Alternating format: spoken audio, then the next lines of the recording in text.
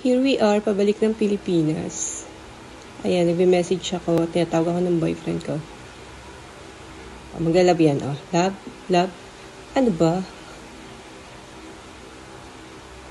Ayan, papasok na kami ng aeroplano.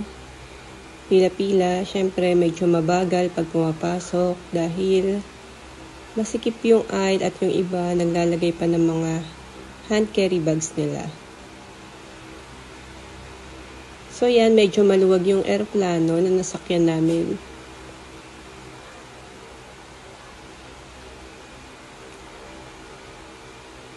Yung iba lumipat pa nga ng upuan para makahiga.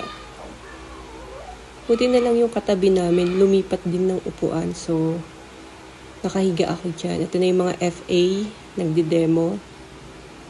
Hindi ko na naipakita na kumain kami. Pero natulog rin lang naman ako after. So, yan. Ito na ang Pilipinas. Yan na naman siya. Love. Ayan, pinakita ko lang, nakatulog ako. Pero yung boyfriend ko, di yan natutulog sa aeroplano. Nanunood lang siya. Ewan ko ba dyan. Samantalang siya yung galing sa work. Sa amin pala siya yung OFW. Tapos ako, binisita ko lang siya. O, love ulit.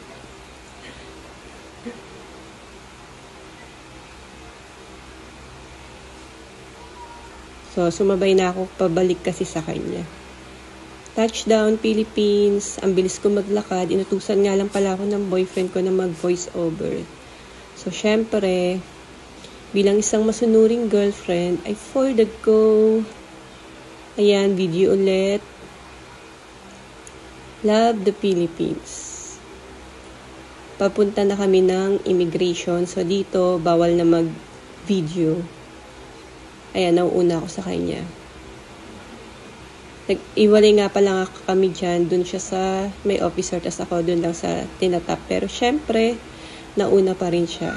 Video ulit. Hello, welcome back.